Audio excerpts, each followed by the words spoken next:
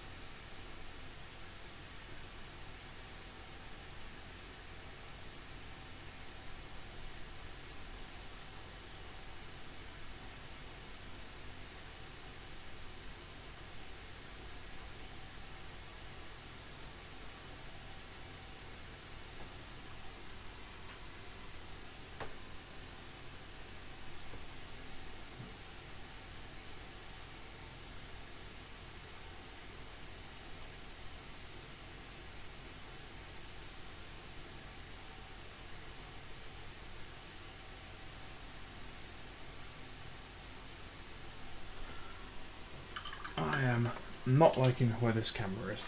Let's try pulling that back.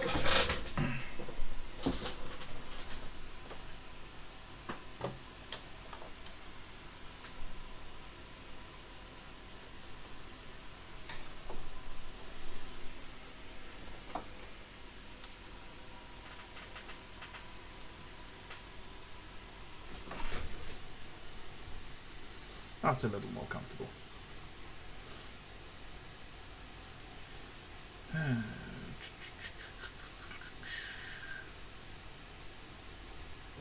How's everybody doing this evening?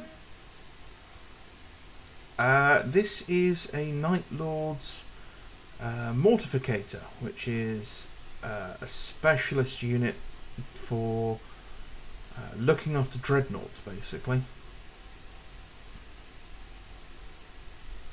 So they get to take dreadnoughts as Pokemon, and they help boost dreadnoughts around them, if I remember correctly. So they have a corpulent stave, or corp something stave, and a servo. Can't think of the word today, sorry. But hi Matthew, nice to see you. This brush is fucked.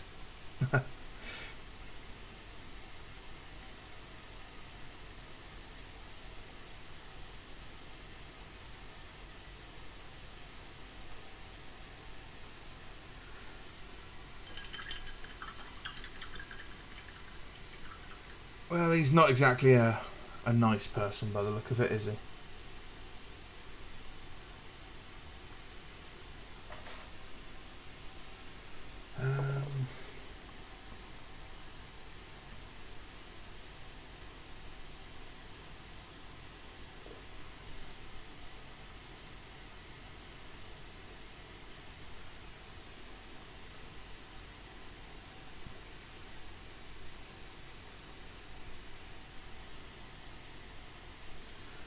Let's see what it looks like with a little less light.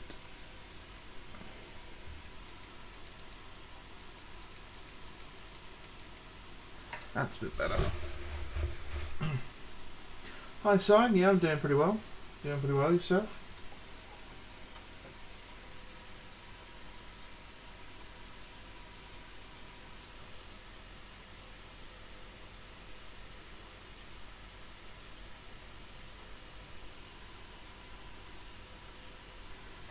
And yes, I have my my fan on in the background still because it's still very warm out here today.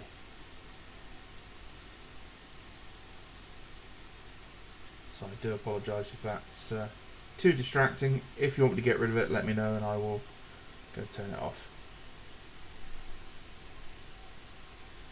Hi Chase, how you doing? Welcome, welcome.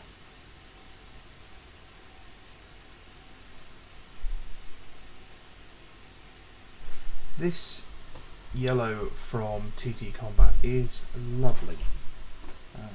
Spotlight yellow it's called. Honestly, I would probably pop it up there in my top 3 yellows. So yeah, haven't painted any Imperial Fists with it, but it's definitely doing you know, everything I need it to.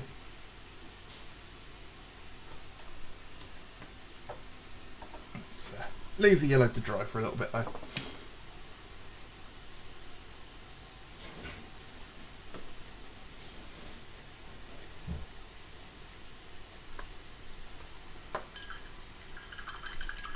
Hi Internet Man, good to see you again, good to see you again. Give me 2 seconds guys.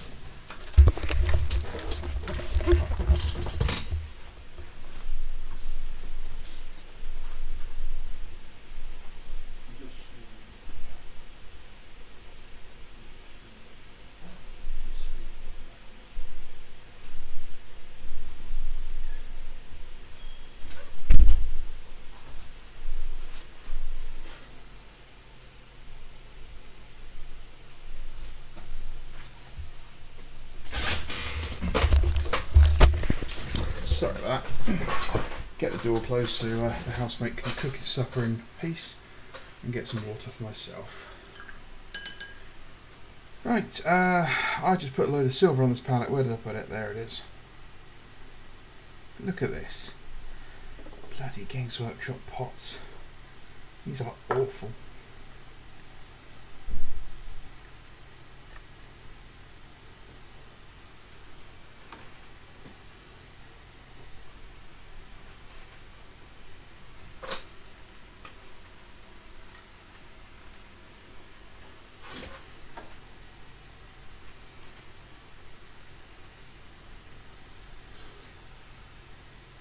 So anyone working on anything interesting this evening?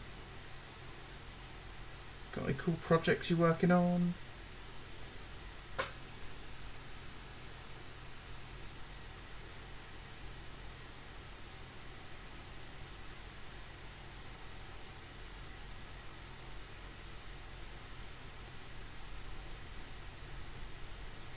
I'm getting messages on Discord from people watching about how they can hear sounds in the background. I'm not going to comment because they know where those sounds coming from and how much I already talk about them to them. The joys of living with people.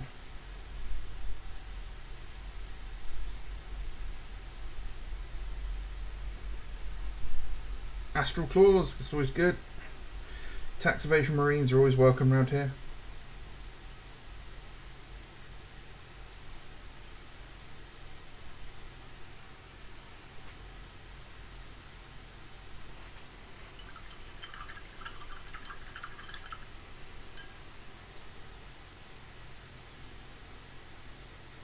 Black Templars, nice, nice. I've got like 5 Black Templars Terminators, and they're the only Black Templars I've painted. All from the... oh, what do you call it? The old Space Marine Hero set.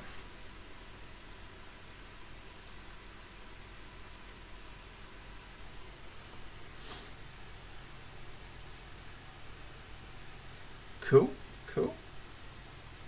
So there have been rumours of a plastic Malcador being released with all its variants, which I'm sure is exactly what you want to hear, Sion, after working on a resin one.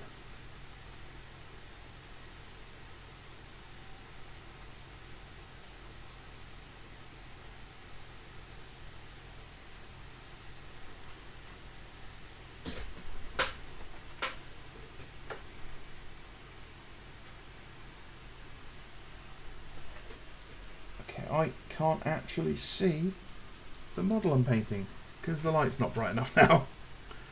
There we go.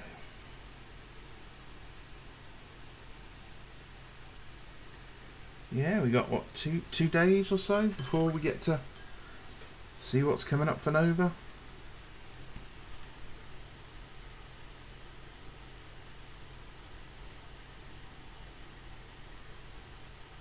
I do get a little excited, just, you know, because it is something new and there's obviously a lot of hype around it.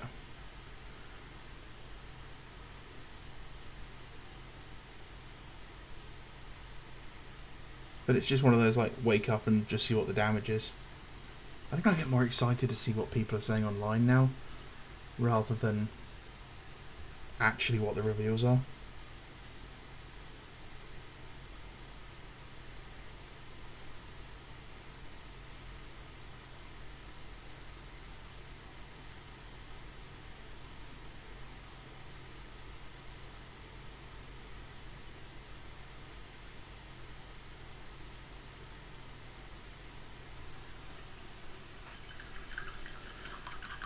Oh, well, I'm sure we'll get lots more Sons of Horus and Imperial Fists, don't worry. A whole new campaign book about them, from what I hear. I wouldn't be surprised if we didn't get another 2 characters from them, at least.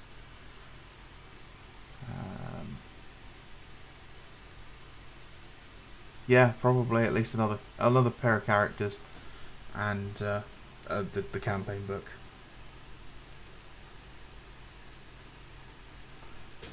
We haven't had an exemplary battle in quite a while. And that's the thing, GW could make so much goodwill with the community by doing things like those exemplary battles and focusing on the factions that aren't getting the models.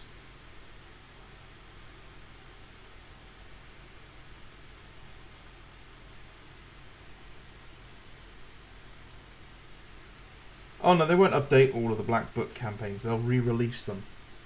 They'll redo them, they'll milk them for as long as possible. And they won't be as good quality, guarantee it.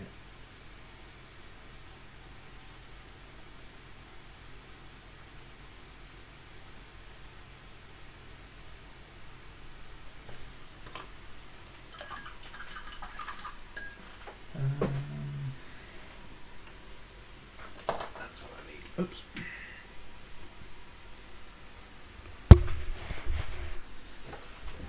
They better have the decency of making someone like Little Horus instead of one of the designers OC Dirt Steel.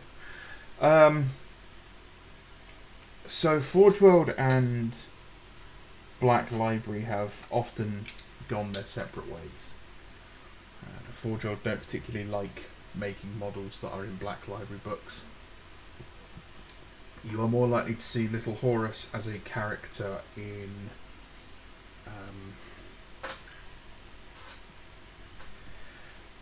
the Black Library character series, sorry. Can't think.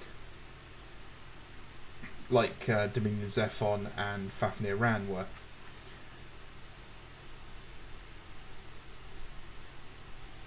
Which I wouldn't particularly have a problem with.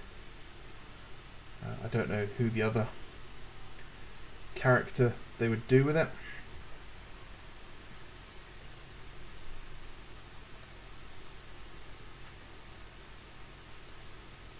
See, if I was Games Workshop, what I would do is at Christmas time, if the game's set, like, everything should have a Christmas box of some sort, something interesting, and you know, maybe it's like a limited edition box of characters or something.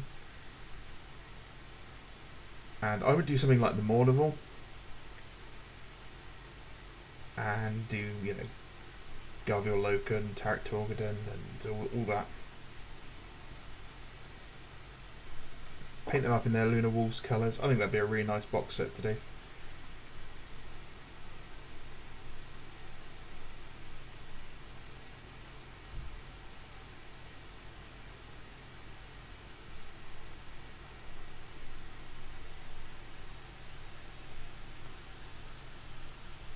Yes, yeah. What annoys me is that when they get called out on it, they always try to come up with some clever answers to why that what they've done is correct. Like with the Contakara and Atramentar, they're like, oh well, they're, you know, all the Contakara are in the Atramentar, but not all Atramentar are Contakara, and it's like you're just making work for yourself. You know, you didn't have to waste the time coming up with the term Contakar when you had the Atramentar there and ready to go.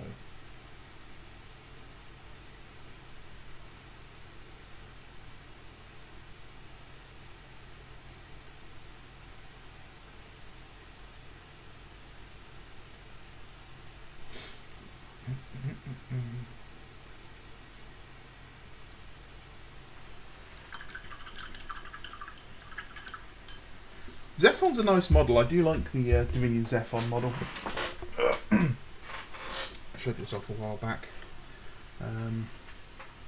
His body's not a bad body to use for conversions. Wow, that's really dusty.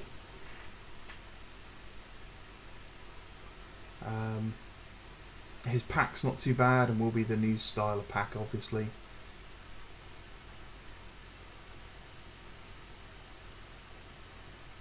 I've got no problem with this, like with Dominion Zephon. I think he was a really nice model. I think he's not quite Dominion Zephon because he's obviously wrong in every single way for the character as written.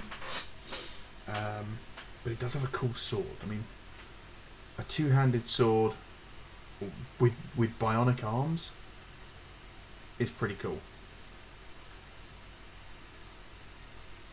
And his face isn't too bad either.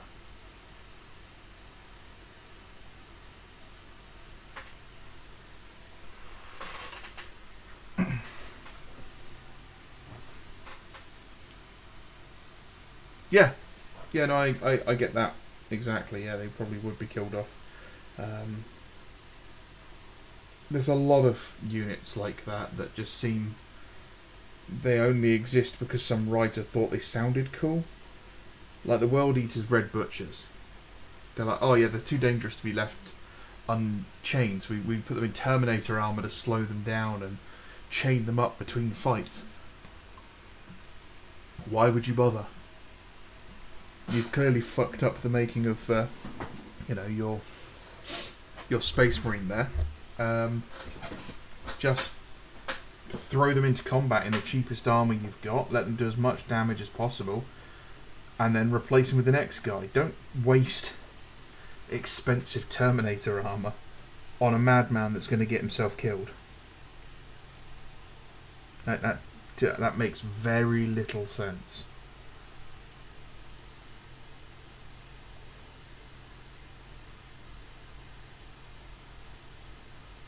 But then you've got silly stuff like, the Death Shroud never being more than 49 steps away from Mortarion at any time. And it's like, okay, that's great. What if he wants to take a shit?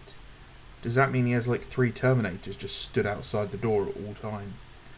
Because that's got to get really awkward. And I bet the Custodians love them when they turn up back on Terra at any point, during the Great Crusade. Hey Gojira, how you doing, mate?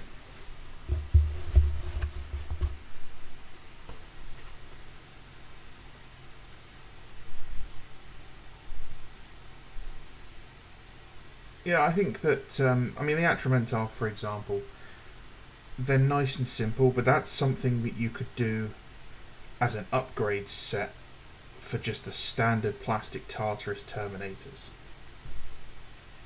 That's five shoulder pads, 10 shoulder pads if you put the Legion symbols on the other ones, maybe some different heads and some interesting weapons. That's not a whole, or needing to be a whole set, as it were. Oops. So it's a nice simple it's a simple win for Games Workshop, really. You know, you can knock that out. Well, I can tell you this. You know, a 3D artist could knock that out in under a day. Half an hour is more like it.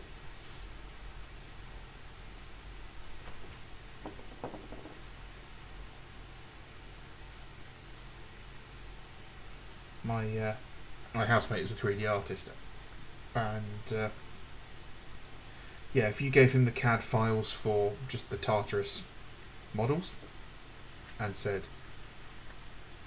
"Here's the design bible. You know, here's the aesthetics we do for this army. They have saber-toothed tiger shoulder pads. Keep it, you know, chunky and simple." He could have it done relatively quickly. Actually, no, he couldn't. He's a perfectionist. He'd take forever. But someone of his skill level who actually has some discipline could do it really quickly.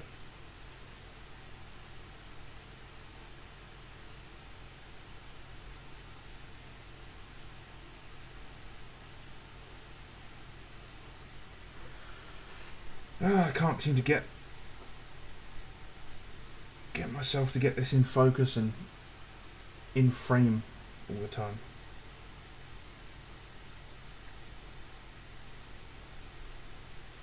I need a little bell that tells me every time it drifts out of focus or out of frame. Hi Havoc, how you doing?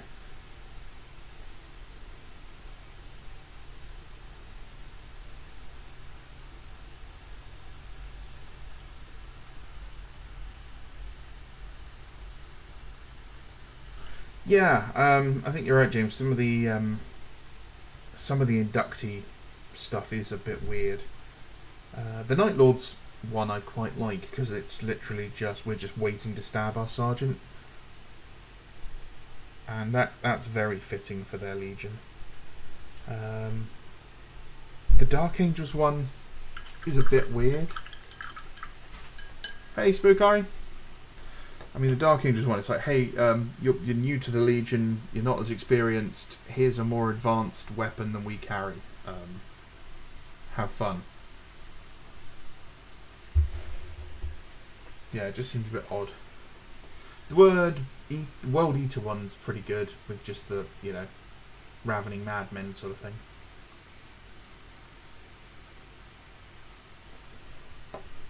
Let's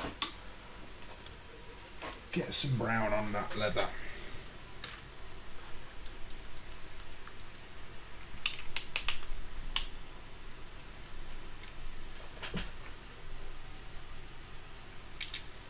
I'm having to stop myself from ordering the entire range of these paints.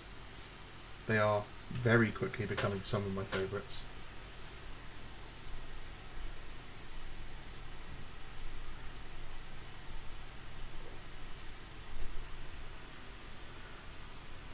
Yeah, it does. It sounds like it should be more for veterans. Wagner squads, yeah.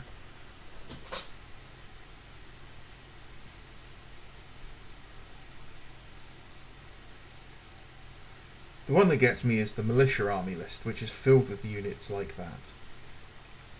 But they don't have the models available easily to purchase. And that just makes the army difficult. You know, the idea of a mass infantry wave charging at the enemy, they're literally, you know, no better than Second World War conscripts with las guns, if they're lucky enough to get las guns. That's great, but when it costs me £30 for 10 models, and my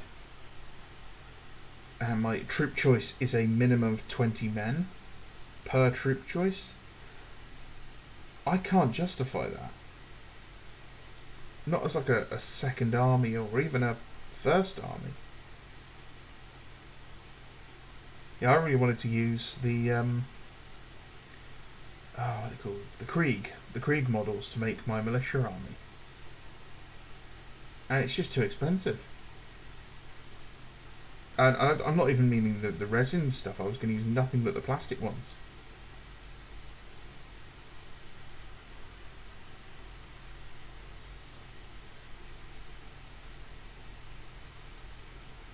Yeah, I don't think the studio has any joined up thinking when it comes to the mortal armies, basically.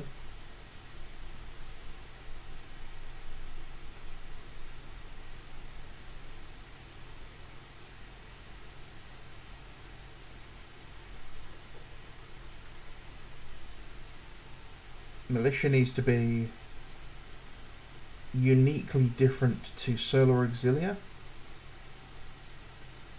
without otherwise, because otherwise you're just stepping on each other's toes. Yeah, I can take Grenadiers as squads of 10, but that's not what I want.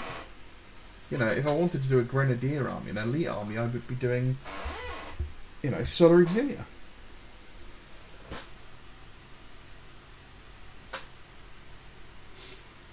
But there you go, Gajira, you've hit the nail on the head. You're going to do it, but you have to do it using another company's models. You have to use Wargame Atlantic, which are great models, don't get me wrong.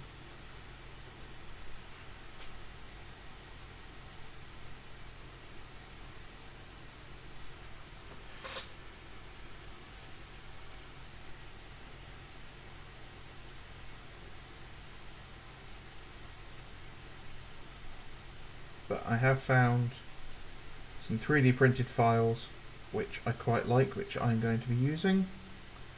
I'll need to pick them up, and I plan on getting a second printer at some point, so hopefully that'll be used in that.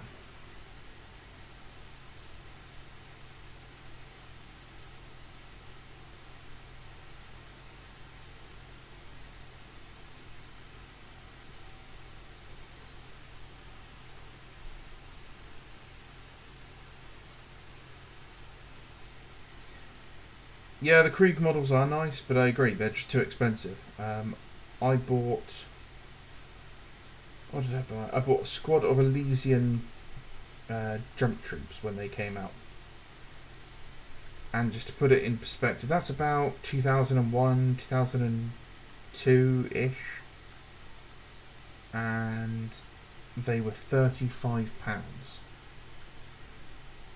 Whereas a box of 20 Cadians at the time, I think, was £24, which is still extortionate. And now we're nearly at £35 for 10 plastic Marines, or 10 plastic, you know, Guardsmen.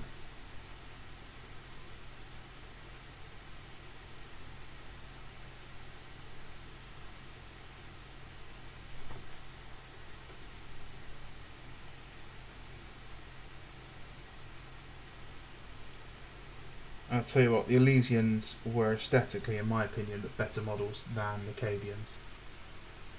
Much better. Bolt action are okay, the problem is the scale, and the quality is different. You know, I will sing bolt action in Warlord Games praise, because they are very good, but they are not as good quality-wise as Games Workshop. Simply the sculpting. The quality of the casting is on par. The rules writing is better.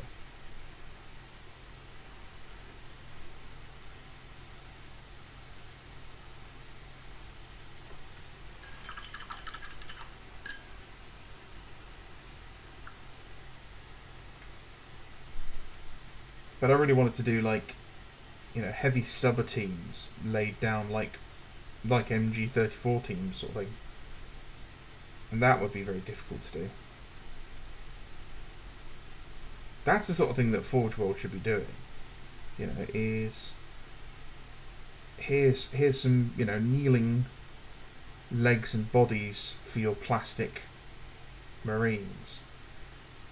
Here's some prone Marines. Not full kits, but upgrade kits.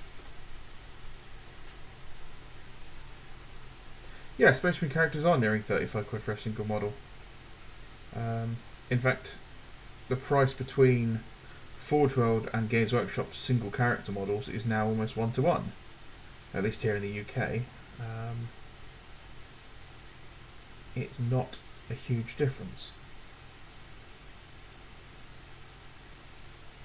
which is not great. Yeah, Napoleonic kits are a great one. I do remember the was it the Gaunt's Ghost series, where they have basically they're on a Napoleonic world, and they have like chocobo cavalry, giant fighting birds that are neurologically linked to the riders, so they can have both hands free to fight, and yeah, they feel it when their mounts die. So when they, they decide to charge against a gun line and all die horribly, and the ghosts come up behind them and have to start putting down the riders along with their mounts because they're both screaming. Which is pretty messed up.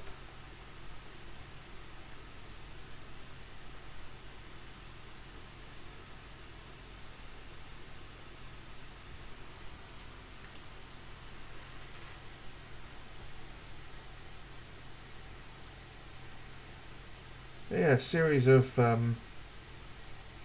arms in different poses, pointing arms, that sort of thing, reloading arms,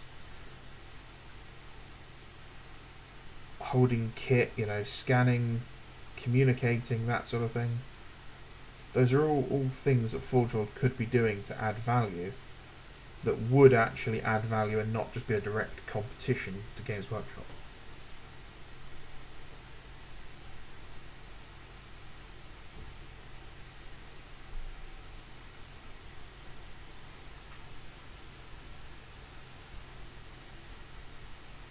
I mean, they kind of deserved it for the fact that they were fighting a war in the dumbest way possible, and it had been carrying on for 100 years or something stupid because of their principles and the way they wouldn't adapt the way they fought. Like, they just didn't change. It was like, this is tradition, this is how we've always fought. And Gaunt very quickly reminds them that the enemy has changed, and they're no longer fighting their next door neighbours, they're now fighting the forces of chaos.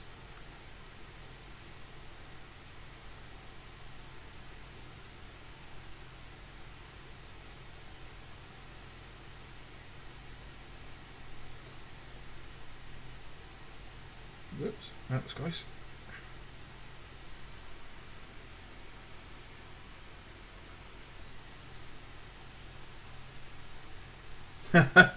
Yeah, so bolt action deals with that in quite a good way. The rules state that the model counts as being stood up basically in like a T pose for the rules. So just because the model is lying down and can't be physically seen, it would be seen if it was stood. So that's how it is played as for the rules.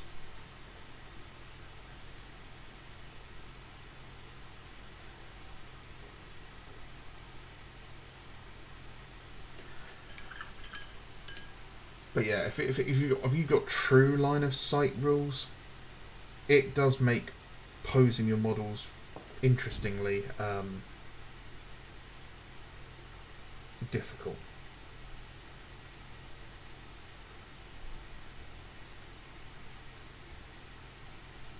You want the really cool jump pack, assault squad all falling out the sky and everything, but if you put them on a couple of inches of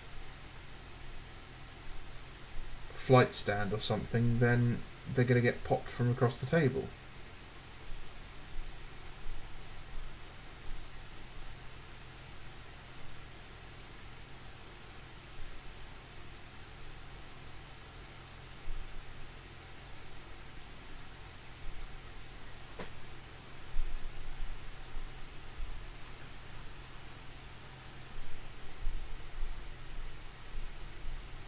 It's also a pain in the arse to put together lying down models properly.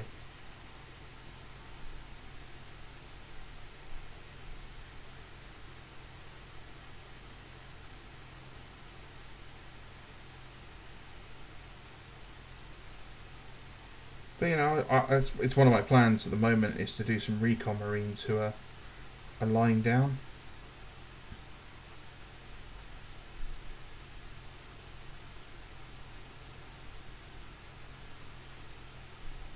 It should be relatively easy.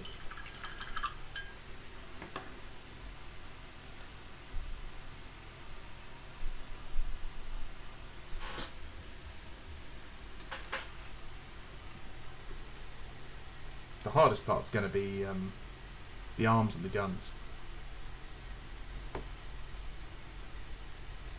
So I might just hide everything under camo cloaks.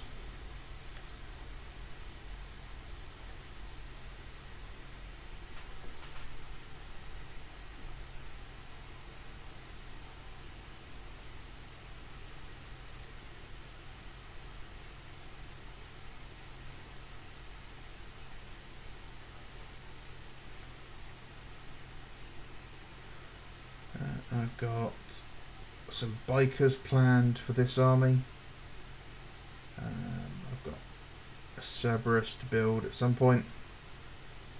I need to buy the new knight at some point, although I may subtly hint at my sister to get me that for Christmas. Yeah, I think you got it right this week. Just you model what looks cool, because they're your models at the end of the day.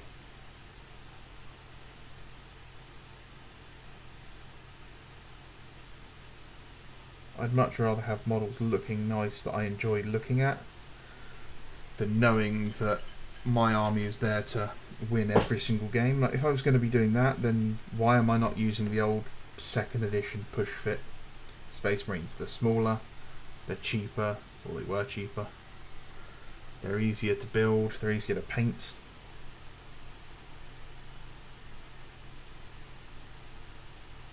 No, I want weird and wonderful Marines. I want each model to tell a story.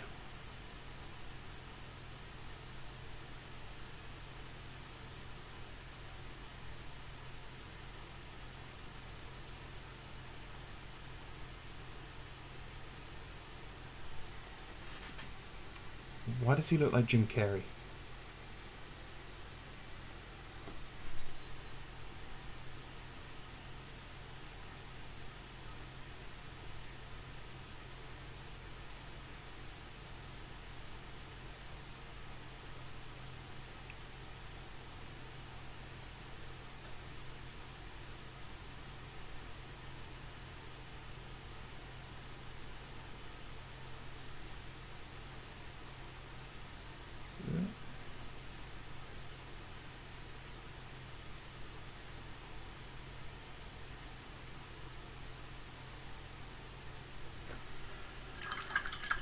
Yeah, Style and Lore does beat meta. Yes, they were cheaper until the 2nd edition Marine Painting Challenge. Darren Latham's got a lot to answer for. I'd love to collect some 2nd edition stuff, but it's just not feasible nowadays. I can almost buy a full 30k army for what some people pay for single boxes of 2nd edition and 3rd edition sealed boxes, which is insane. Like the 3rd or 4th edition, I think it was 4th edition, there were some Black Templar boxes. It was like a tactical squad, assault squad, a combat patrol sort of thing, and it was basically just the regular assault marines, rhinos, dreadnoughts, that sort of thing, but with the Black Templars upgrade sprue in there. Those 5-man assault squads now go for over £100 on eBay, which is silly money.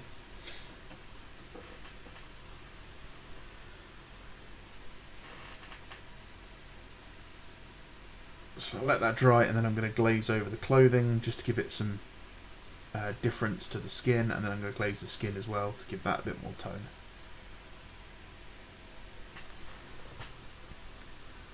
Oh yeah, they're absolutely paying silly amounts of money for those sorts of things.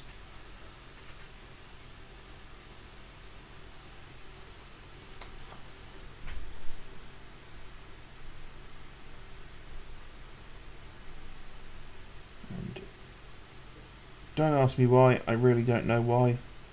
I mean, I do, because they're better models, but I don't know why someone, or how someone, couldn't justify that. Because I can't even justify paying Games Workshop's full price for a lot of their kits. So I have to go through third parties instead.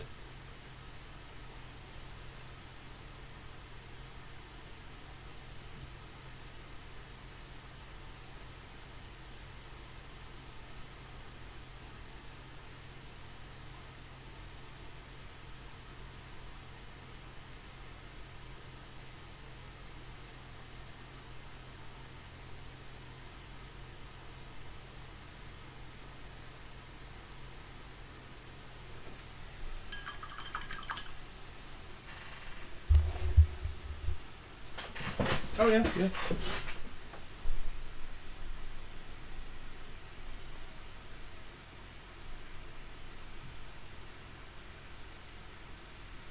Let's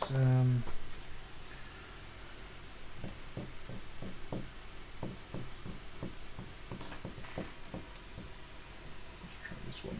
Oh, that was close.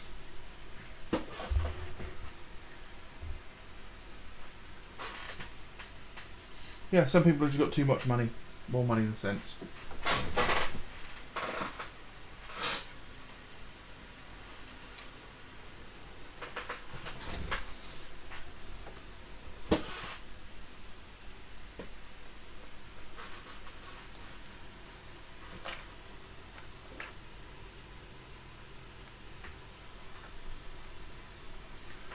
Only time I paid full price is local places, but never online. Yeah, yeah.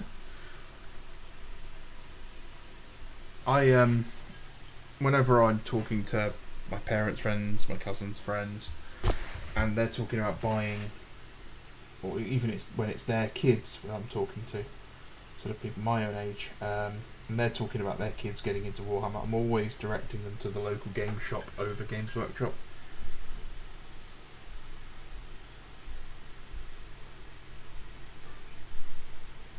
You know, 20% is not an insubstantial amount of money to save.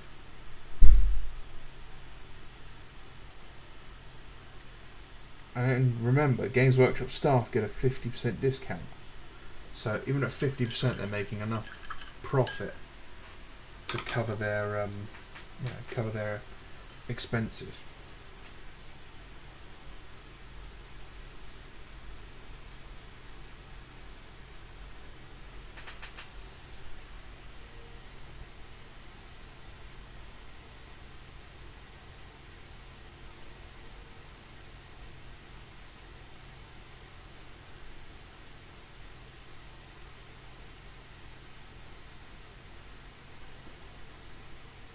Okay, everything I like about those TT combat paints, I don't like about this paint.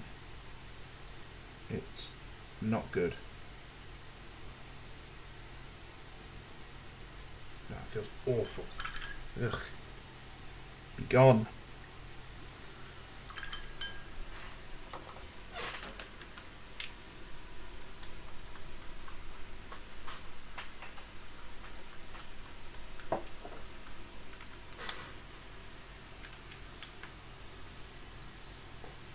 Now, I'd pay full price at Games Workshop for a model if it's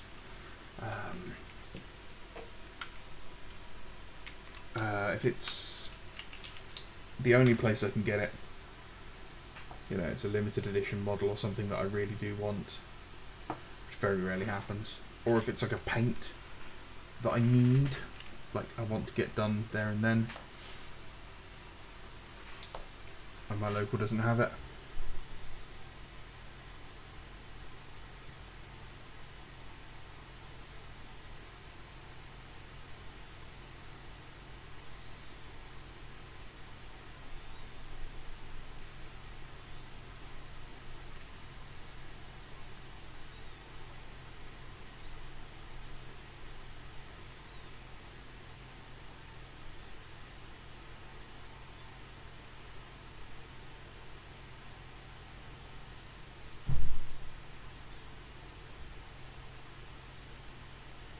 Looks about right. Yes, I have tried some of the P3 paints. Yes, the paint pot's terrible. P3 is actually, I believe, the same company that used to make Games Workshop paints. Look at that, so much nicer. Oh, actually covers.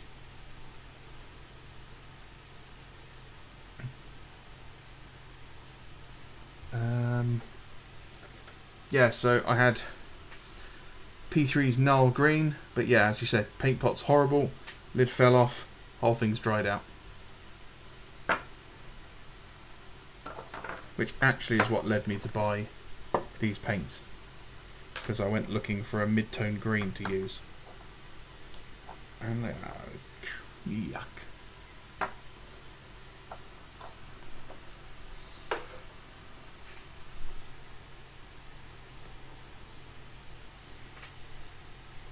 I've also got some coat d'arms stuff,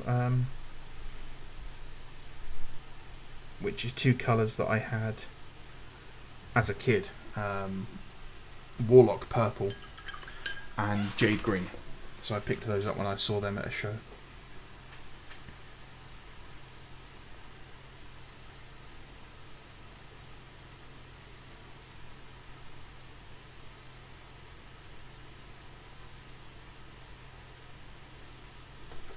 Let's have a quick look-see at the old Night Lords Terminators.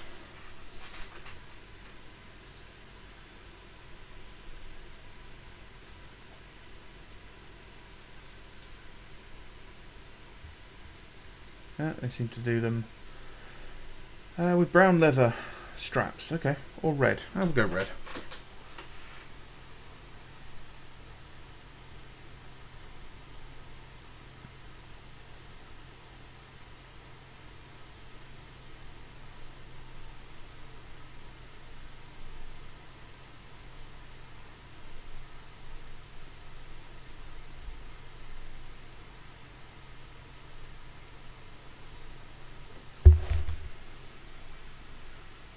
If you know anything about modern folklore, red leather is very worrying.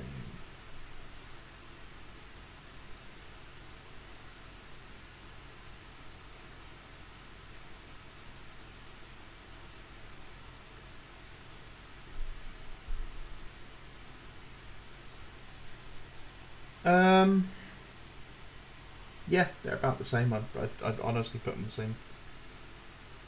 The hilarious thing is that the paint all comes from the same factory.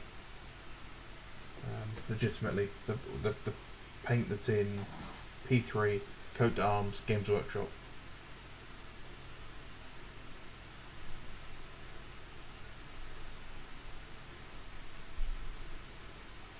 Same with the brushes.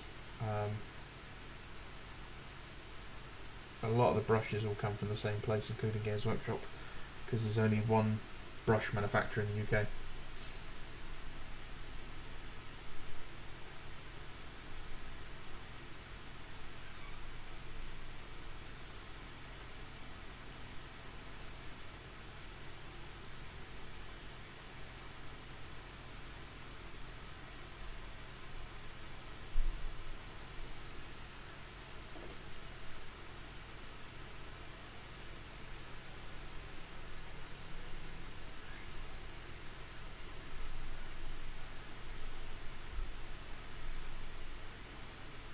I should really find my little painting stand tool thing. I've got one of those little GW butt plug things around here somewhere.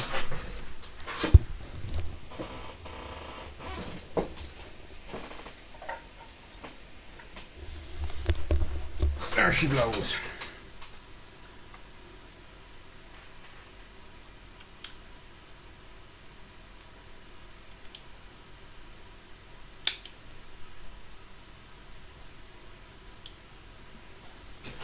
There we go.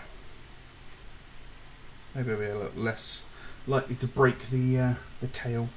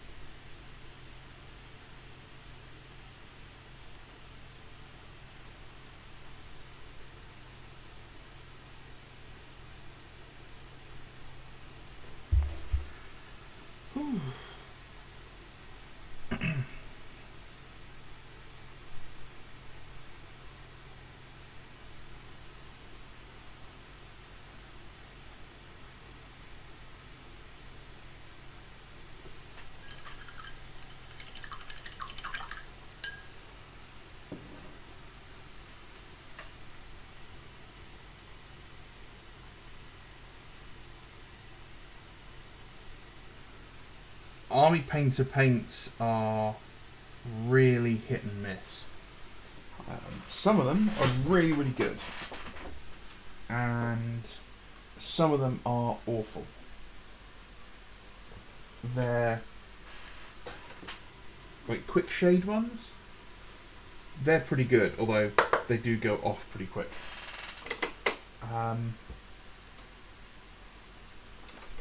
But then some of their just normal paints, unless you shake them for like months, they're kind of got this oily finish to them that I don't like. Sometimes they can separate. You just have to shake them longer than any other paint I've ever worked with, and that includes scale 75.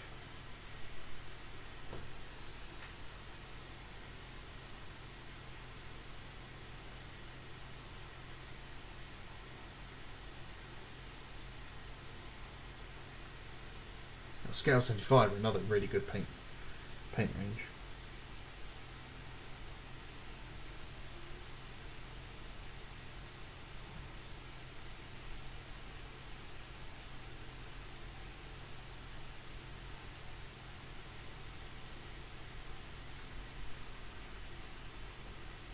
Bando, more like ban. Not sure what you mean by that. I've never banned anyone, but okay.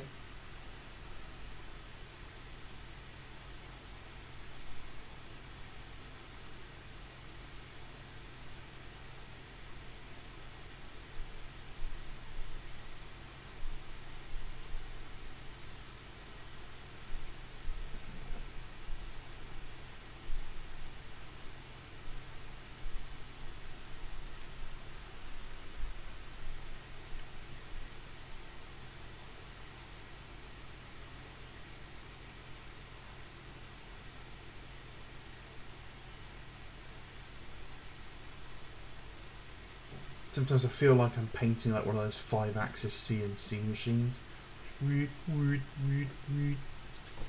All over the place.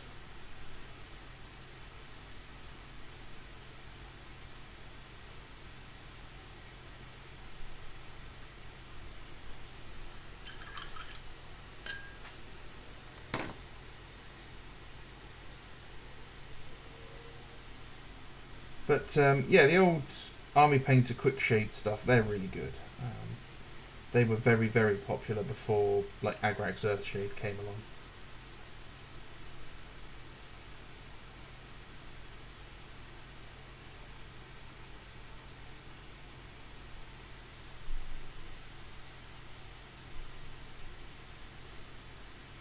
Yeah, agitators into your paint is one of the cheapest and best things you can possibly do to upgrade your painting.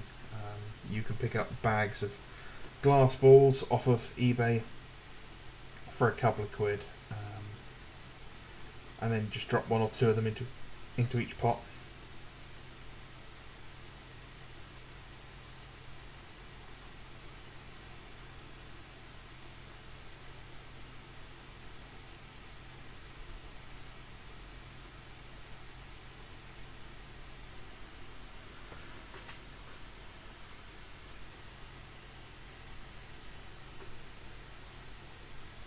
Sorry guys, if this isn't in focus or in frame. I have to keep looking up. I realise I've drifted out of frame again.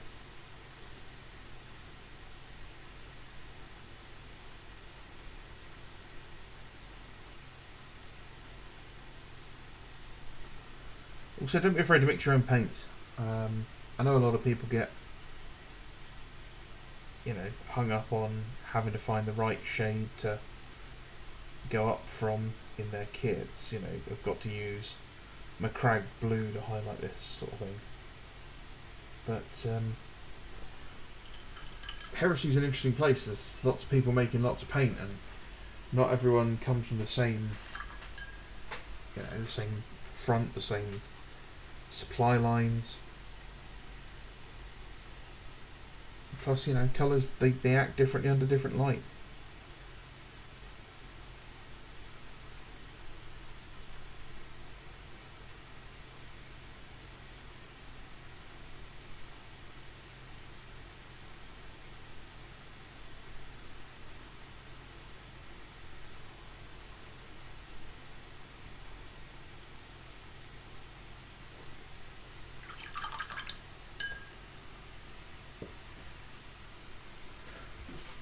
Hi, Watch Captain.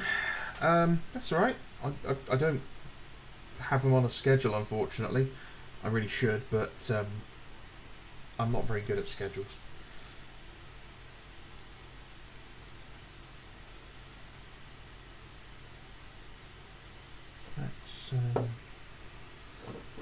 Let's get on with glazing that. Where did I put the glazing? There it is. This is another piece of another tool in your repertoire that you should definitely learn to use.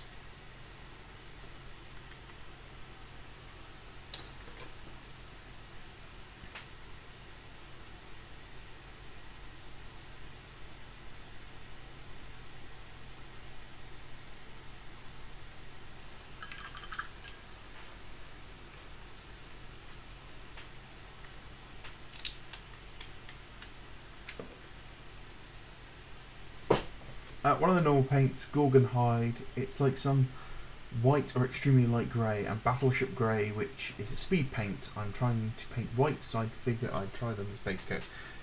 White is one of those colours that is always going to be difficult, but once you've got it down, you will almost wonder how you didn't get it to begin with.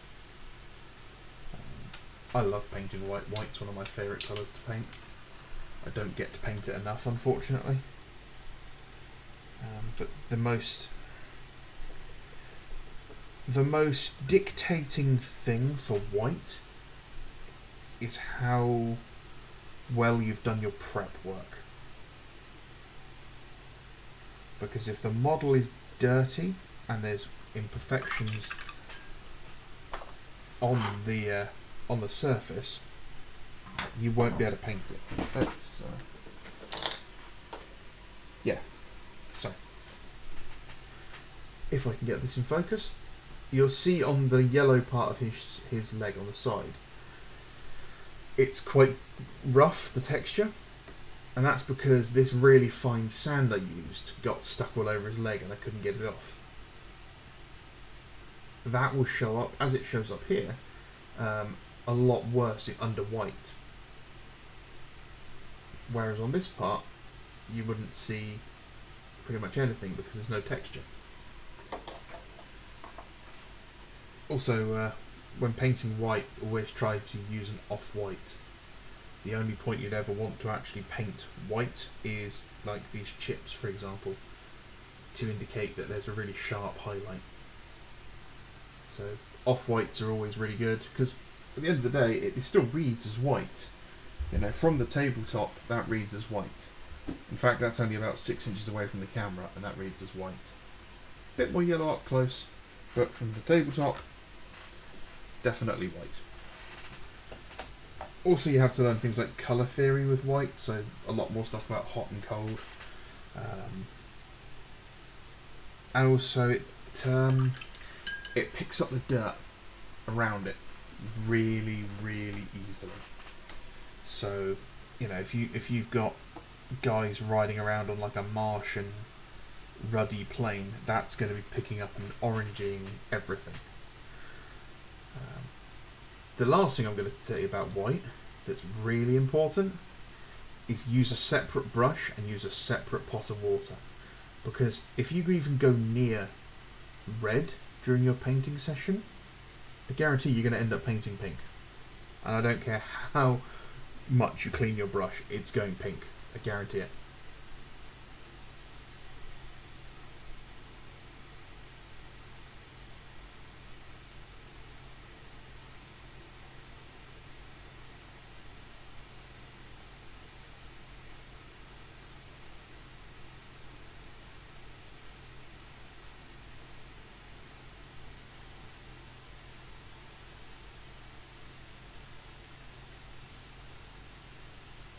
Nice, James. That's pretty cool. I like the idea of the deodorant tank.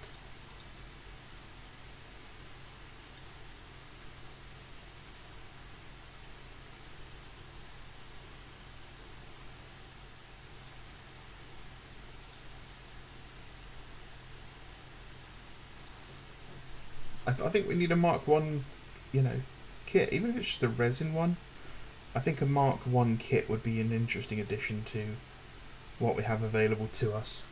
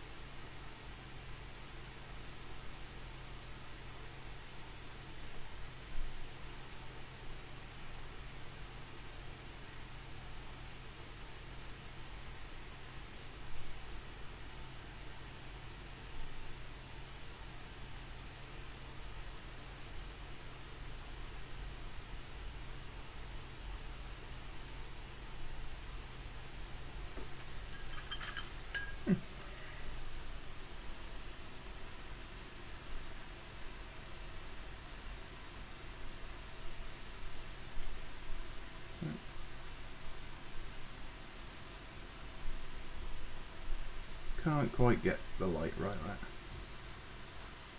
Oh well.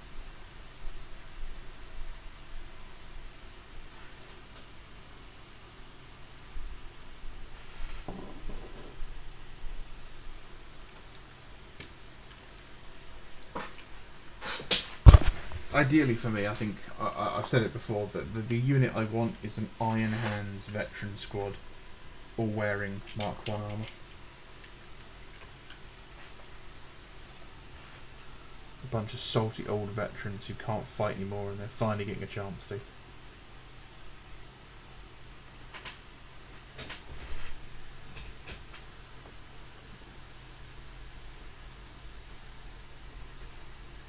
I mean, James, the other thing that could go with them is the old style Furibundus Dreadnought would be a good shout there, which you can find 3D prints of, and there's even a guy who does cast them from time to time.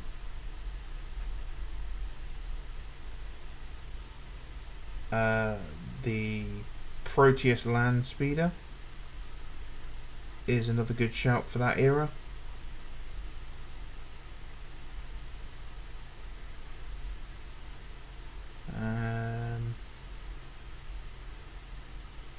Not really sure about much else of that.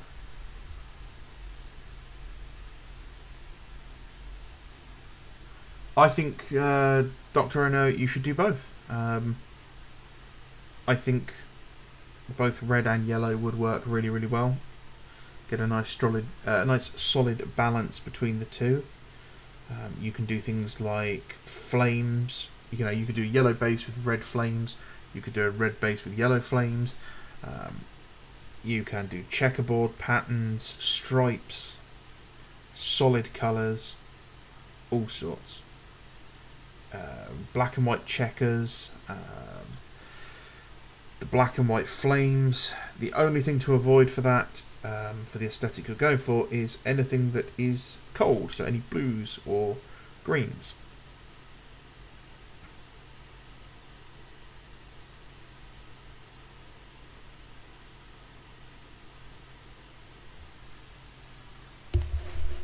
Yeah, Furibundus Proxy Dune as a Contemptor. That's exactly what I would do.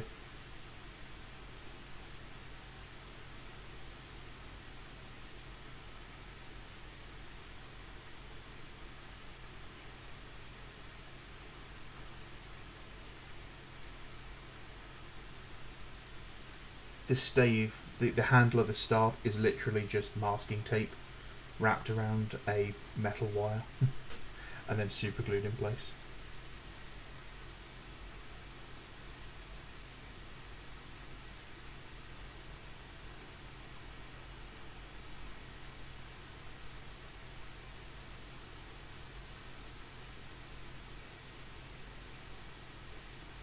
I'm not taking a lot of these highlights higher than I would, because a lot of this is going to then get dulled down with an oil wash. So normally I wouldn't have even taken this body as high as I have before the oil wash.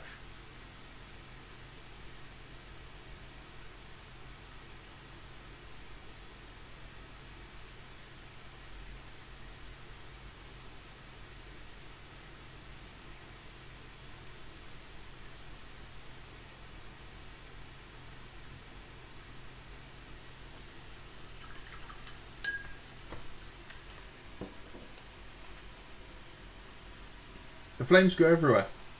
Flames fit everywhere. Don't wimp out. I don't think I've got anything with flames that I've done on here nearby, but I certainly have them on some of my models.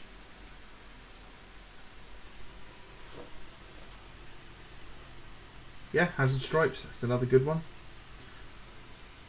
But you're doing them as heraldry, so you can do another heraldic device I actually quite like, which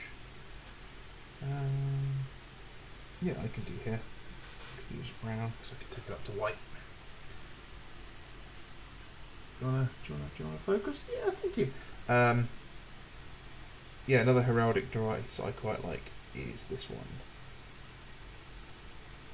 We just have the triangle like that.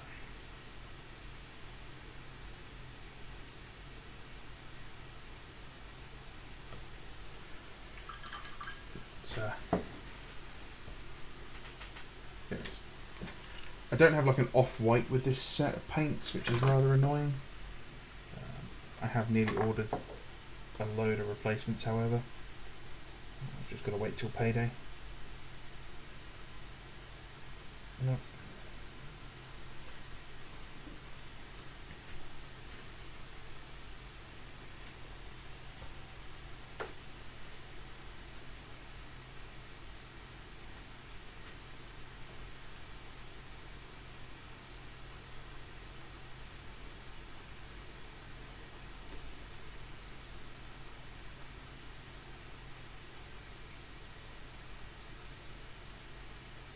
Actually, by mistake, I seem to have painted I've almost painted the coat of arms of my family, which is quite funny.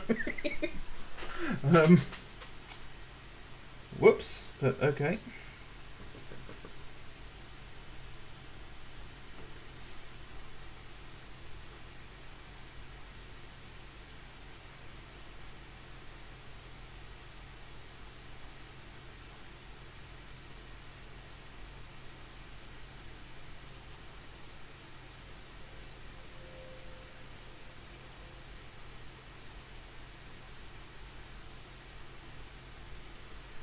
Yeah, that'll do. I'll tidy that up later.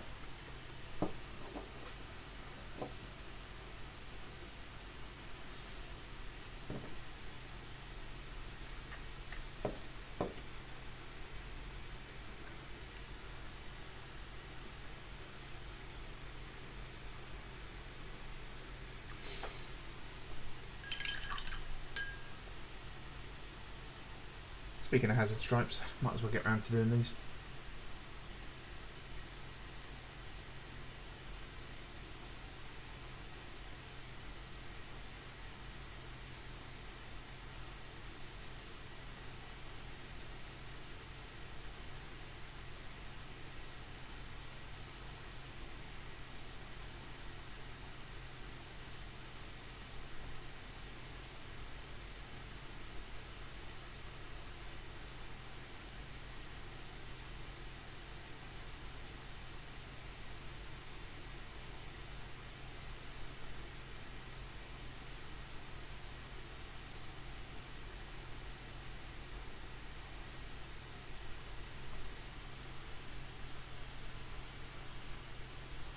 Oh yeah, yeah.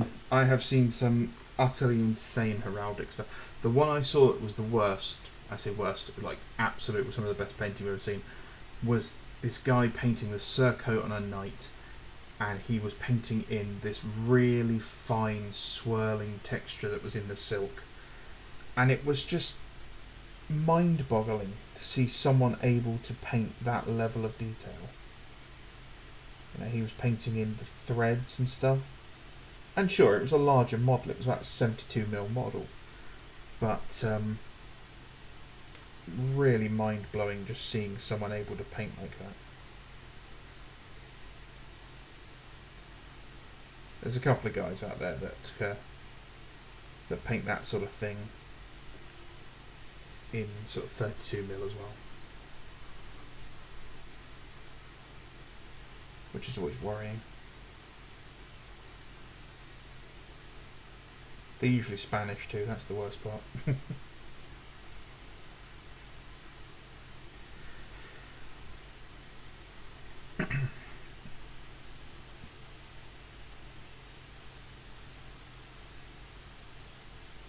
When I worked at Games Workshop, I think it wasn't my last day, but it was close to being my last day there, was Games Day one year. And I was the only one that didn't go. Basically, Games Day used to be all hands on deck. Every staff member from every store would get dragged along and be given things to do. And they'd leave like one guy behind to watch over a store. And I got told how a Spanish team of painters, it wasn't just one guy entering Golden Demon, it was about 8 of them had worked on this single miniature together. And they got told, no, you can't do that. It's supposed to be one person per miniature. And apparently they all spoke fluent English because they'd been talking to the design staff all afternoon. And when they got told that, no, you can't do a team entry like that, they all did the old Faulty Towers thing of looking confused and just going, "Care?" Until the officials gave up and let them enter.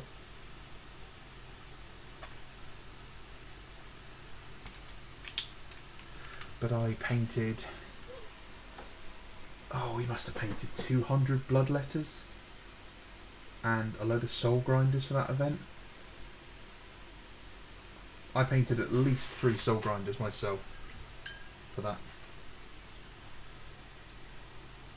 And the ironic thing is Games Workshop gave us about a week to do it.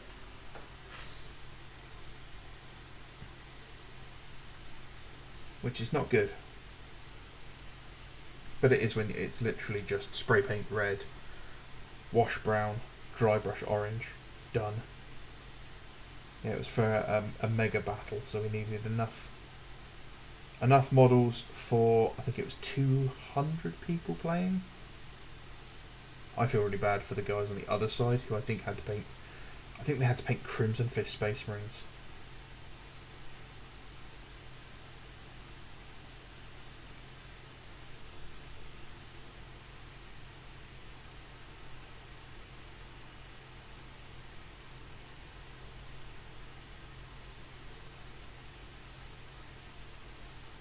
Which is just not cool for that amount of models. I got to paint Crimson Fists when I worked there, and I got to use the little spray gun to do it. So that's when that came out. I had to follow the White Dwarf recipe to the letter. Couldn't improvise or improve in any way, and I had to use the spray gun. Just so I could tell the kids, this is how I did it, and that's how I painted the models in the cabinet. I used the spray gun to do... I can't remember, it might be Necron Abyss, and that was about it.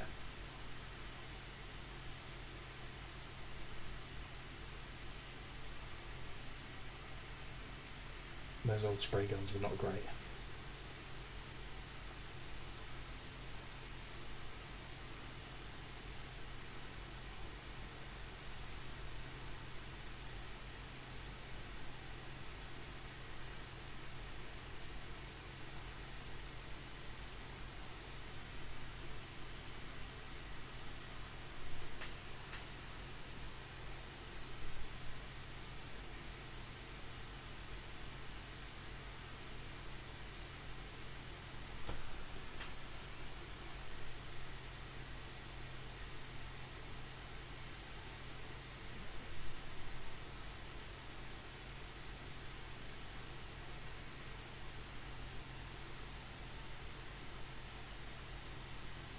That would be cool. Pravian leading old Imperial battle droids. You could just do the Brethren of Iron Rite of War. Cool, I think you're spot on. Either I think we're going to see a massive amount of models disappearing as they just slash the ranges back, or there's going to be some push for this more like range rotation stuff they were doing before. But I don't think the range rotation stuff is working for them.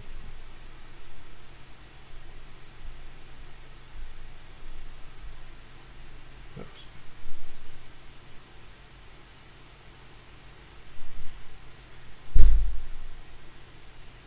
But yeah, I mean, you add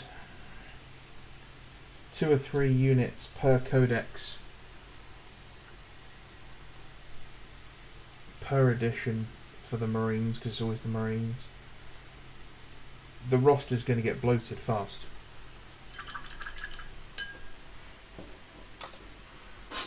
Yeah, Black Shields should be, a thing again at some point. I think we need them.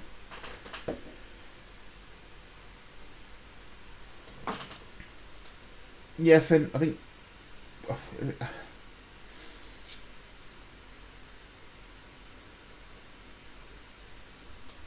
I think what's probably going to happen is... Oh, sorry, no, not what I think's going to happen. What I think would be the smart move to happen for Games Workshop is to go backwards, basically. And I think they'll have to. I think what will happen is you'll get version 2.0 of Primaris. I think they'll kind of distance themselves from the Primaris nomenclature, and it'll just be Space Marines again, because they'll get rid of Firstborn entirely, and it'll just be that they are now Space Marines. And I think you'll see things like Intercessors just merging into one unit, and that can become an Assault Intercessor squad, or it can just be an Intercessor squad or a Heavy Intercessor squad, and you'll have the units, options. The Assault Intercessors will be able to take jump packs or not take jump packs, and that'll be one entry. Because this idea of splitting everything into separate entries, I don't think it's working out for Games Workshop. There's just too much stuff to keep track of. So, like you used to have, you'll just have an assault squad or who can take jump packs, or you can take the jump packs off them for a reduction in price.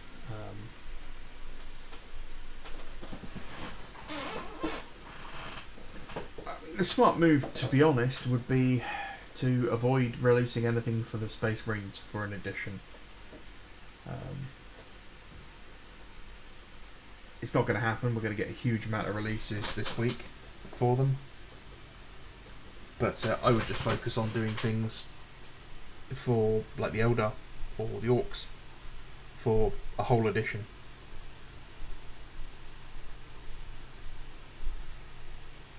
Yeah, I can't imagine what it's like coming into the hobby at this point. It's just so... That is just, as a concept, seems so weird to me. Just because, of how Games Workshop's been. It's not like there's, back when I started, all the kids at school were doing it. Games Workshop and Warhammer was the coolest thing ever.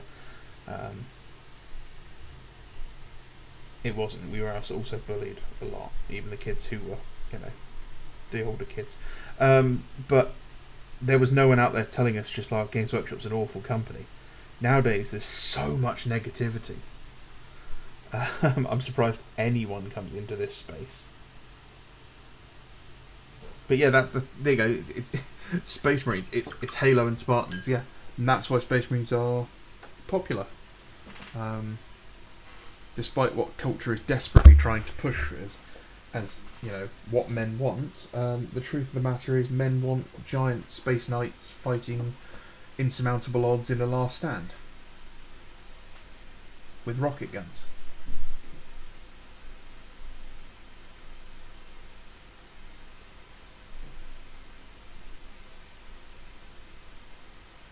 I think we just need to do some chipping on the yellow now.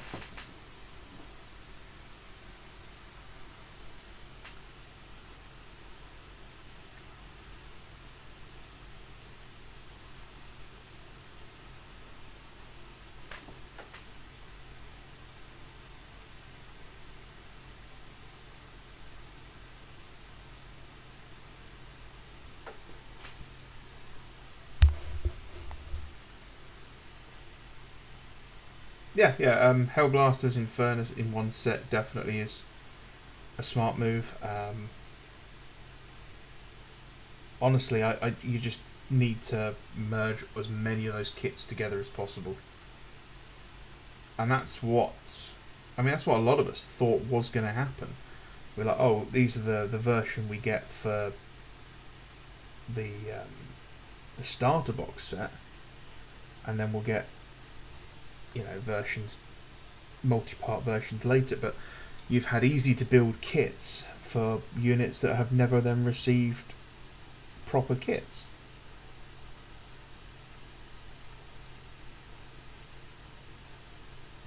But I think a lot of it was throw as much shit against the wall and see what sticks, because I don't think Games Workshop had a clear design ethos for them. I think they put them out a bit faster. I know that they claim that it was a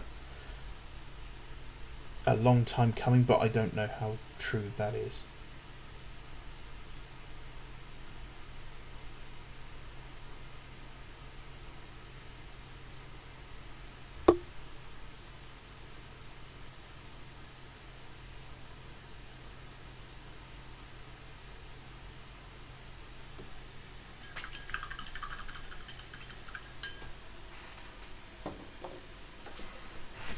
Oh yeah.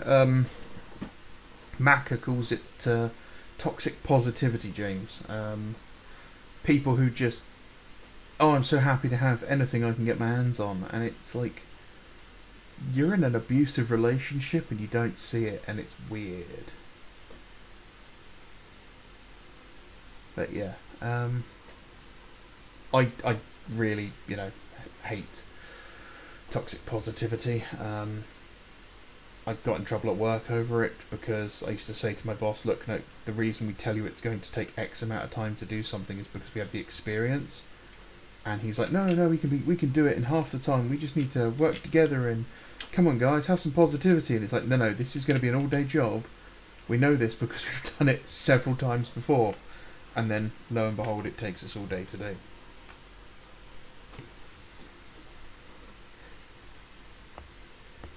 Yeah, they are the poster child, but they are supposed to be incredibly rare. You're right. It's a self-fulfilling prophecy, unfortunately. Games Workshop's push for Space Marines, because they sell, then causes them to sell more. Their exclusion of other kits, because they don't sell, leads to them not selling. Here's a model, for example. Oh, didn't realise he was damaged. That's no good. So, the Wraith Lord. This is not a bad kit. But it's not a great kit by modern standards. If you gave me this kit, redesigned, with the posability of this kit, I'd rebuy every single one of the ones I've got of this, without even thinking about it. Same with Striking Scorpions, Warp Spiders. I'd buy kits for those. Swooping Hawks.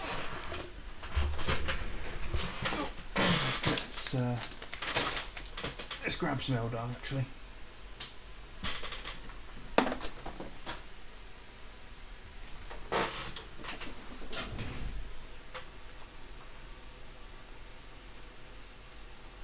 I'm so incredibly clumsy.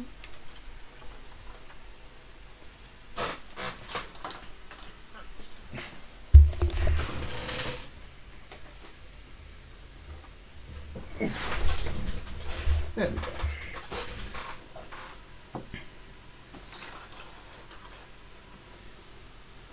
So I decided to do an Autark as more of a junior officer, like a senior guardian, as it were.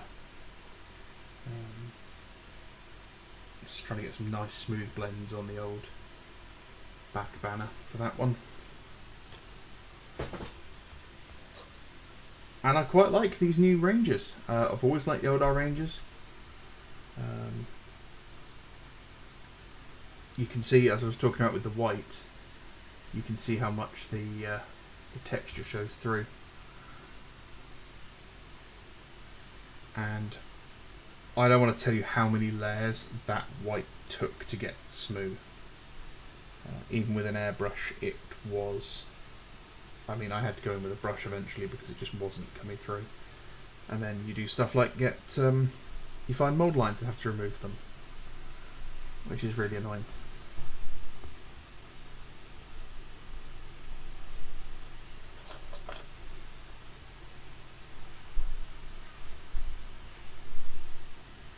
But I've got the bikes to do as well.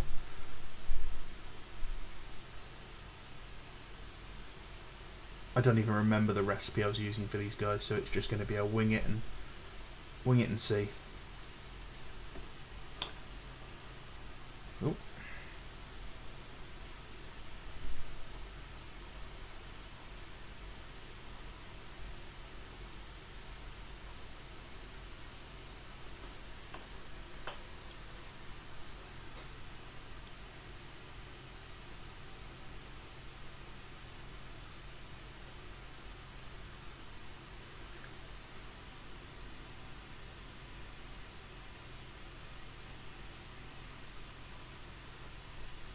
Yeah, same bunch of people always turn up in any circles.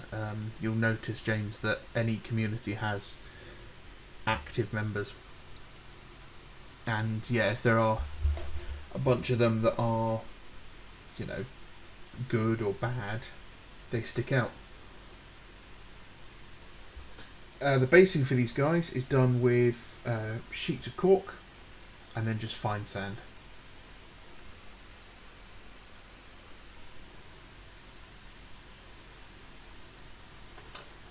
So what I use for all my bases, really.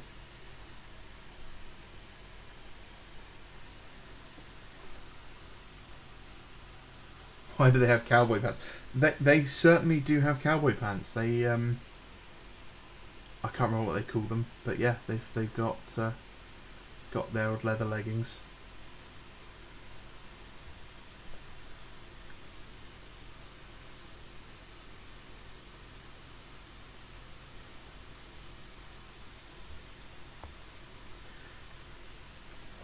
Yeah, Tribby,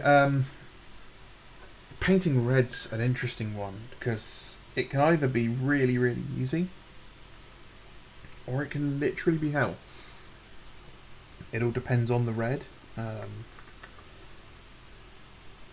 Some of them are fantastic. They're so smooth, so strong pigment-wise, and they just go over really easy.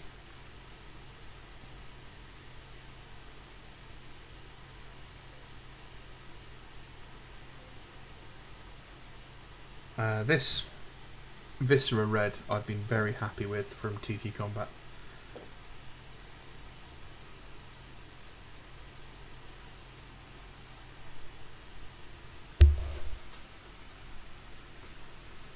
I do like the Corsair Eldar Gojira. I can't bring myself to buy the box because I don't know what I'd use it for. But they are some nice looking models.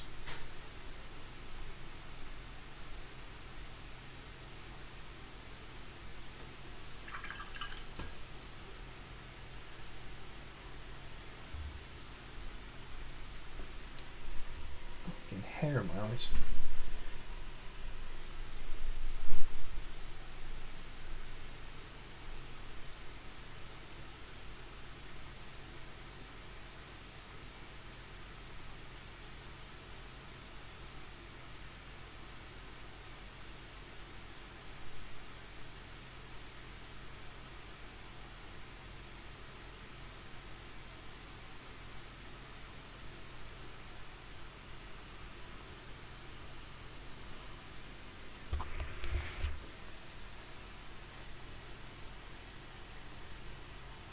Okay, yeah, those are okay. I'm not a big fan of contrast paints in general.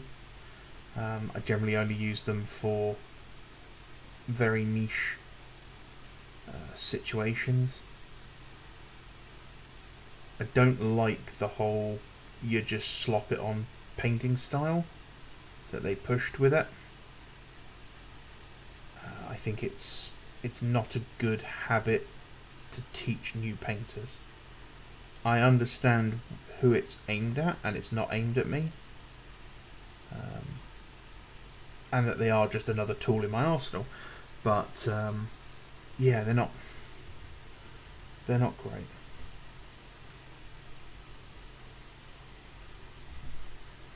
And don't get me wrong, I've used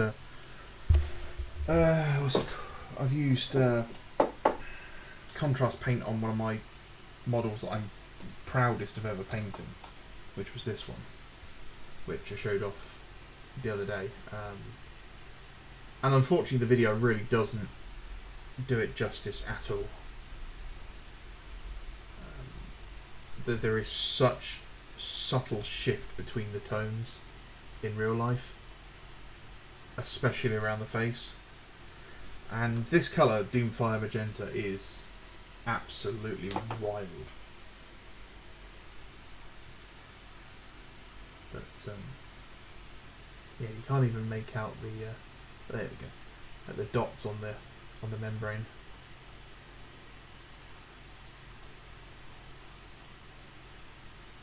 So yeah, I mean, I've used them. I'm just not a huge fan of them.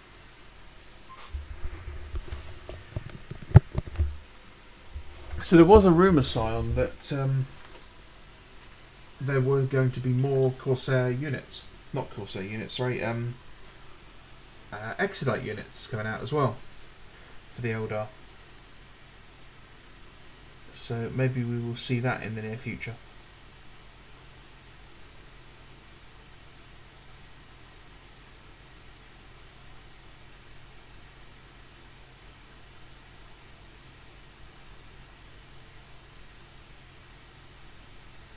But Eldar should get some love, definitely.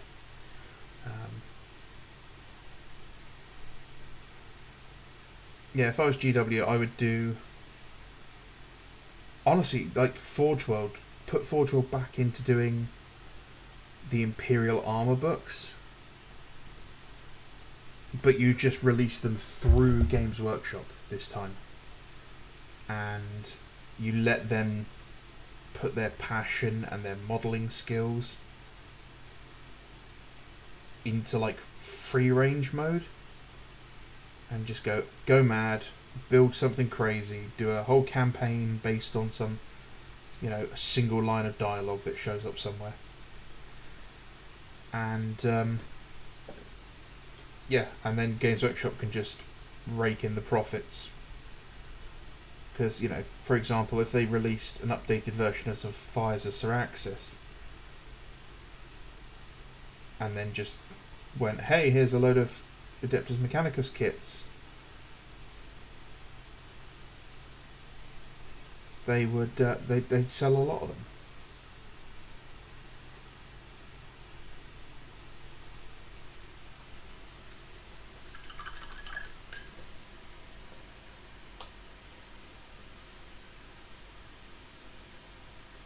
Yeah, I'm not a big fan of the Exodites myself. It always just seemed as one of those silly kind of, hey, I've got some toy dinosaurs and I'm going to stick my Eldar on top of them kind of moments. It was very Rogue Trader.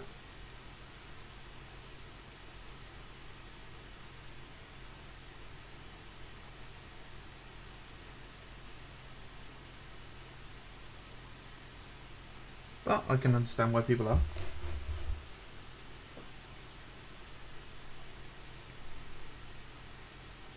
But like, if Games Workshop ever releases Plastic Mechanicum for 30k, a Fires of Syraxis book for 40k is a £40 or £50 book they could sell overnight. They don't even have to release the codex again. It's literally just do that book. I also can't believe how salty the community has been over a book that was cancelled like 6 or 7 years ago.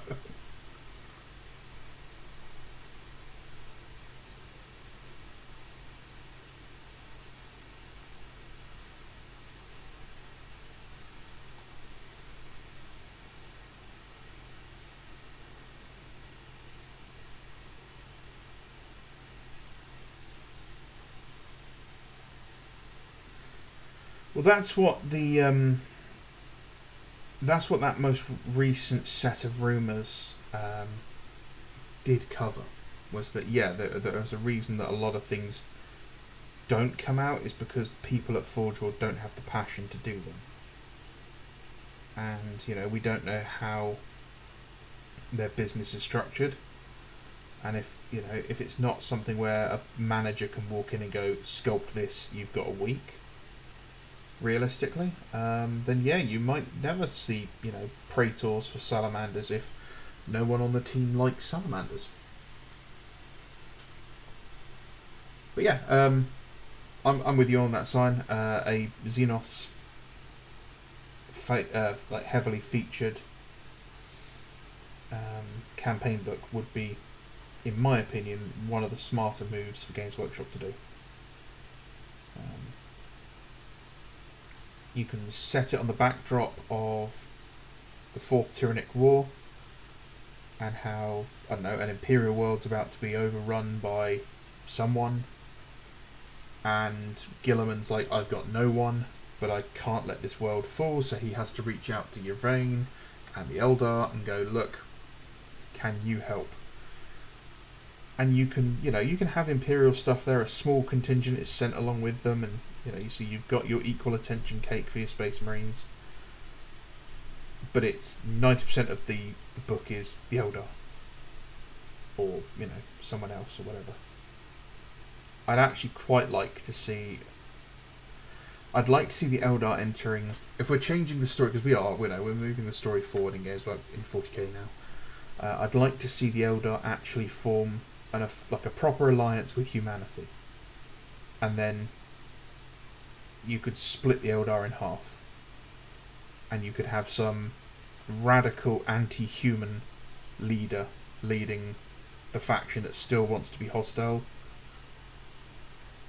and then you've got Yvain and hers who are actually, we're loyal with the humans, we're honouring the pact. Maybe there's some farseer shenanigans sort of thing where they've both had a vision, and one thinks, oh, humanity's going to stop the universe being destroyed, and the other thinks actually it's humanity that causes the universe to be destroyed, because that's very Eldar.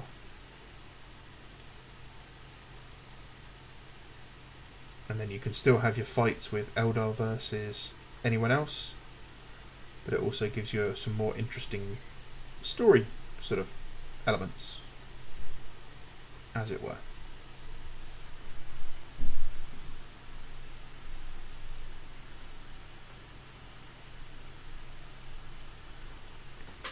What chapter should I paint for the head of my aspiring champion? It's a word bearer, so I'm thinking Crimson Fists.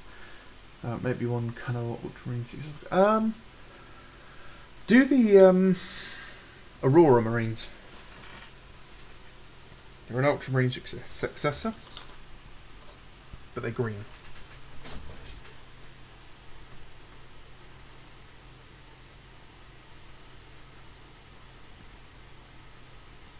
Yeah, I mean, Tau being the enemy in that book would make sense. You've got the idea of the religion and the mysticism side of the Eldar versus the scientific dogma of the Tau. So the Tau, are going to this world, and the Eldar are like, don't touch it, you'll die. And the Tau are like, no, I'm wearing my safety goggles and all my other, lab equipment, I'll be absolutely fine. I don't recognise your authoritar. And obviously you've got, maybe the Necrons turn up, maybe something worse.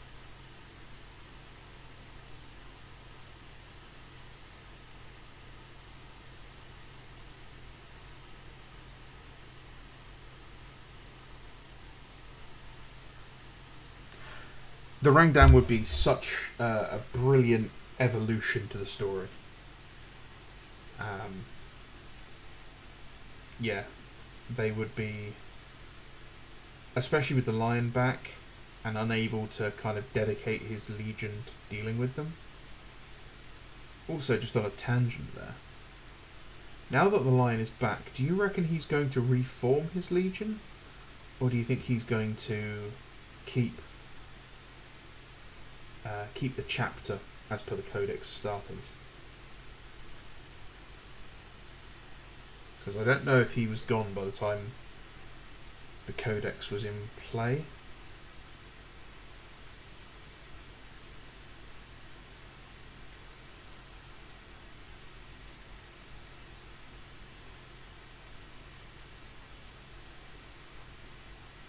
But that's good. I do like his new model as well. I'm thinking I might pick that up at some point.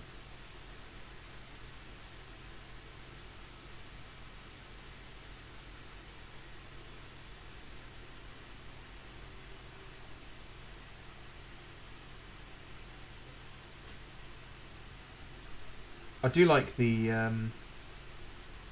High Fleet Tiamat. The there's one Tyranid High Fleet that's, I think it's fighting chaos or something, or all I know is they're a bit weird and they only sit in one area.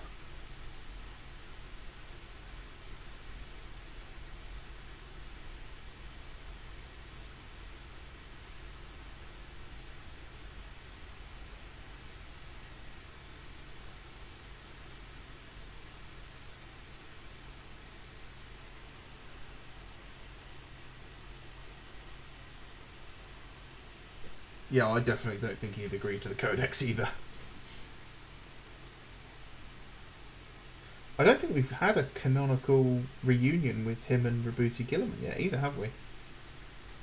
So that's going to be an interesting story to read. Not going to read any of the 40k stories.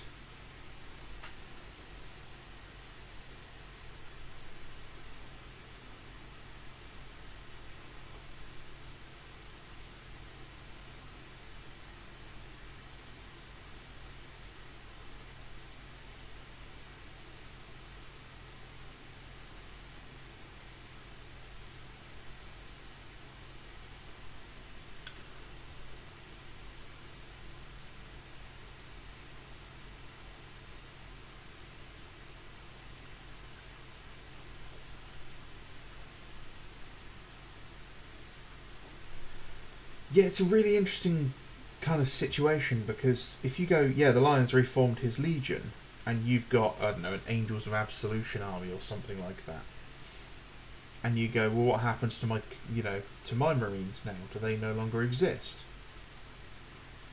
So is the Legion still the same thing? Are they repainting their armour? Are they Dark Angels, but they all still wear their own individual colour scheme? It's definitely going to be an interesting question.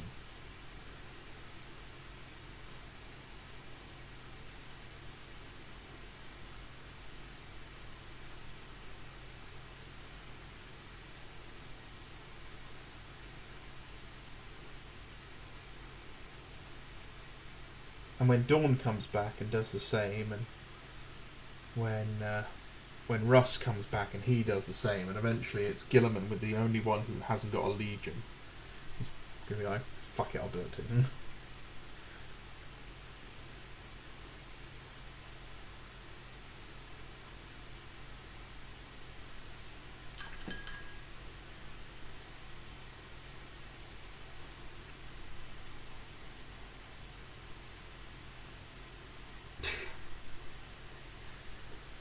He's yet to see the Primaris. I thought he would have seen them during the time he took the rock to New Caliban. Spoiler alert. And slapped Angron around. Because timeline-wise, it would have fit for the Primaris to be there.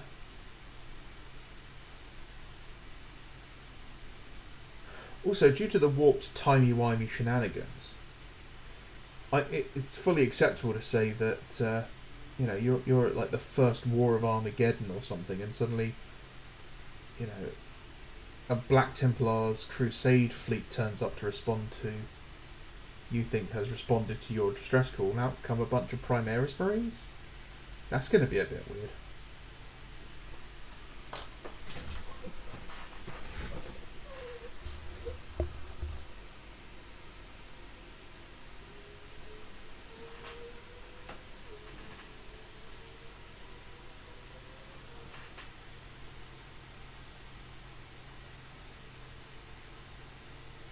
But the thing is, reforming the legions is all well and good.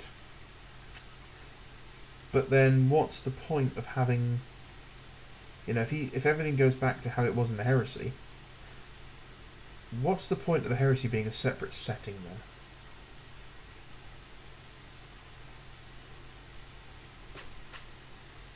You know, if everything eventually becomes the same, then there's no point in having two games. There's no point in having two settings.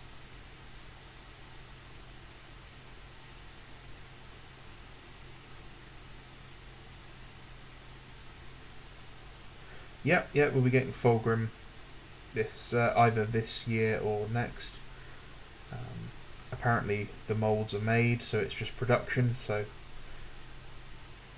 that's quite early in production though, so the funny thing is the thing that takes the longest is actually the boxes. The boxes cost the most and take the longest to produce.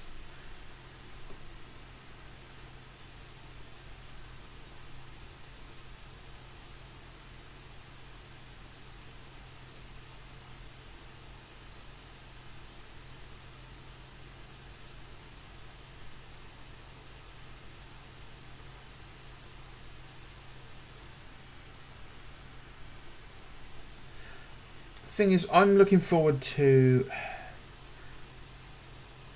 the four we've had for a long time. We've had Magnus the Red, Angron, Mortarion, and Fulgrim as models since Rogue Trader. In the original Epic, they all had models. So we've known roughly what they've looked like for 40 years. I want us to see, I want to see Lorgar, I want to see Perturabo, I want to see, I can't see Night Haunter, can I? So, I guess just Lorgar and Peter Turbo.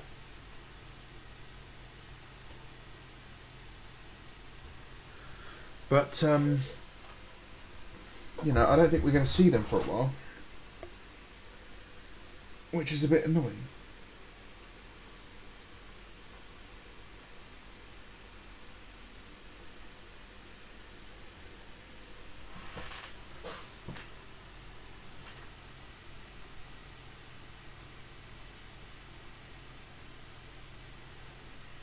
The other thing I find weird is when the Lion came back, he painted his armour green, which, as far as his last interaction with his Legion, green was the colour worn by Luther's traitors.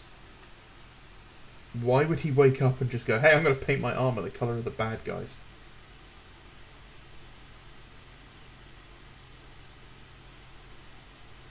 Would he not just assume that the bad guys had won? What's going on?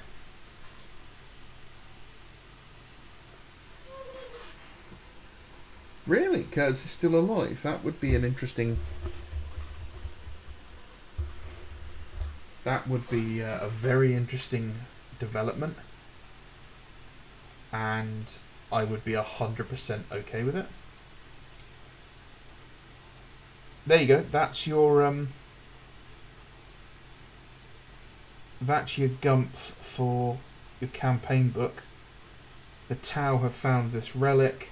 It's giving off a huge amount of energy. They want to tap the energy as a power source. The Eldar are like, don't, it's a murder stone. And eventually they cause it to open. It consumes the life force of the entire Tau group there. All the people on the planet, all the humans that are there. And from the great big flash of light out steps this, 11-foot tall, butt-naked Batman type. And then the murdering starts. Give us a character, Night Lord's character, give us a Night Lord special unit in 40k, and then that's it, and a new Conrad Kurz.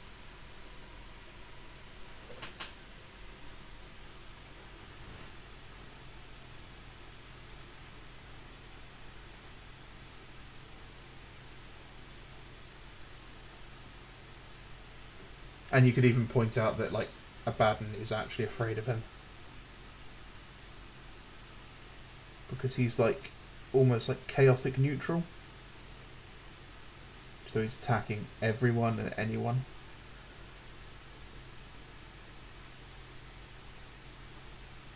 I'm getting myself excited now.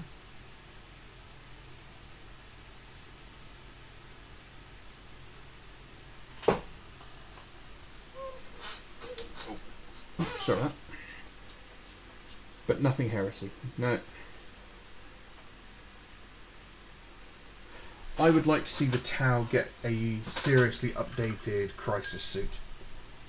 I think the kit needs to be more like the Commander suit in its posability. I think it needs hands, not just little stubby hands hidden inside the arms.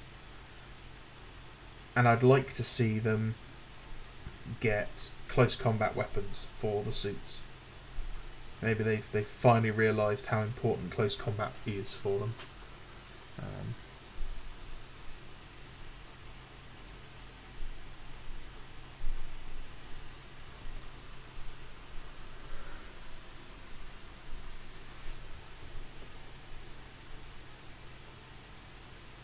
Yeah, I don't know where this rumour of Sevatar being one of the Grey Knights has come from, because from what I can see in the books, it's never touched on as far as I know. I think it is one of the other. There is a Night Lord there, but I don't think it is Sevatar.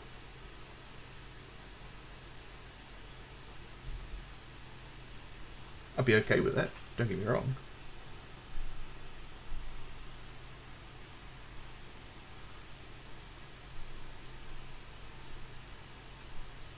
Yeah, make these, the new battle suits, upgrades. They've come from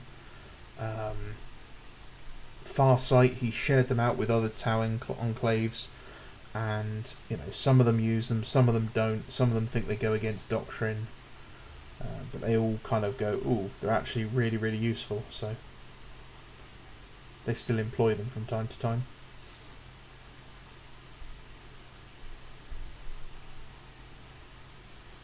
And give us new Kroot. I like me some Kroot.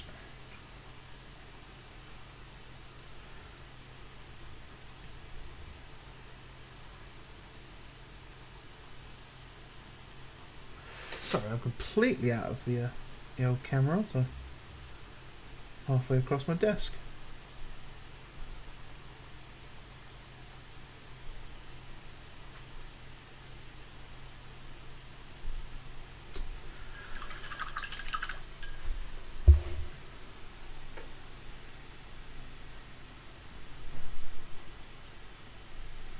I've not managed to read the Night Lord's omnibus.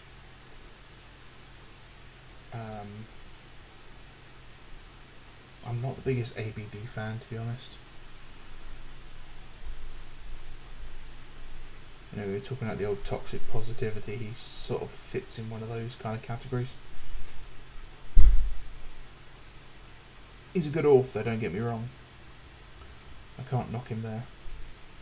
But I've seen some of his posts on the Bolter and Chainsword and on Reddit and stuff. He's just a bit of a cringe lord.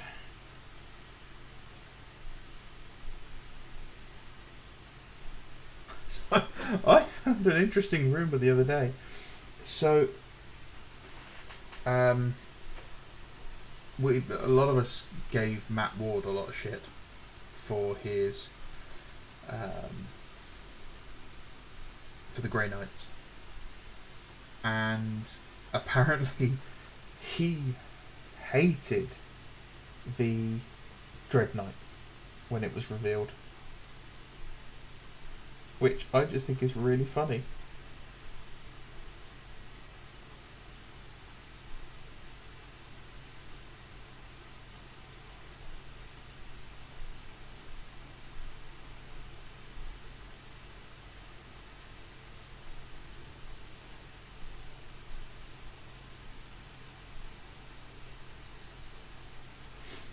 Yeah.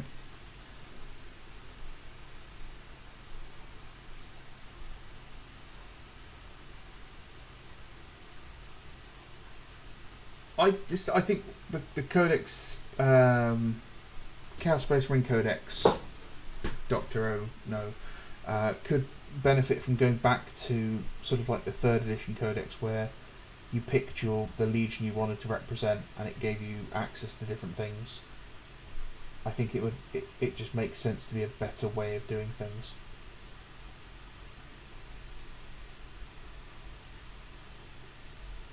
Yeah, you have a generic one that's just, these are to represent Renegade Space Marines, and then you have the named ones. So if you're Black Legion, you get access to, you know, Abaddon, you get access to a load of other, you know, just stuff, units. You can take cult units.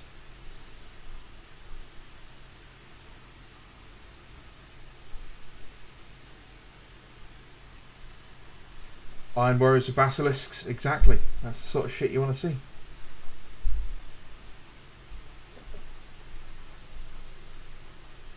Seriously, you just literally, you go to the rules writers, you slap them in the face with a copy of the 3.5 Codex and go, make this.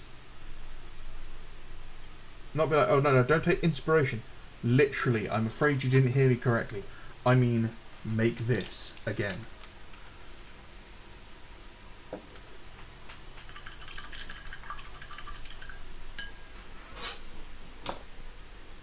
Ugh.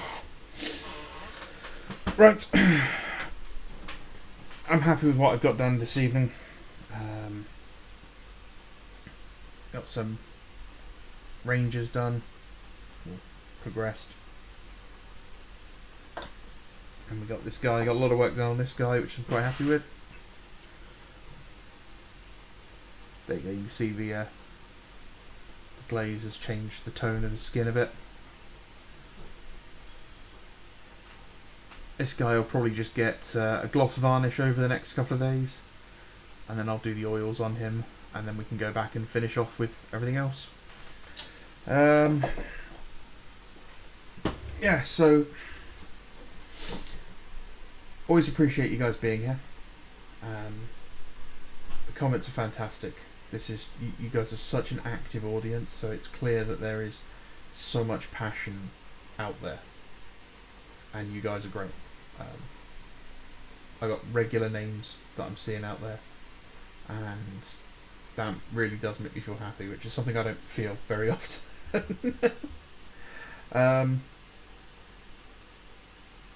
Dr. No, you got a fantastic deal there. £3 for a copy of 3.5 Codex is an absolute steal. I once read a story about a guy who found £3 worth of Forge World models in a carry case at a charity shop. I can't walk past the charity shop without going in and looking for a GW carry case now, just in case. Kajira, you're as active as you can be, and that's all I can ever ask. You know, a lot of you guys are Americans.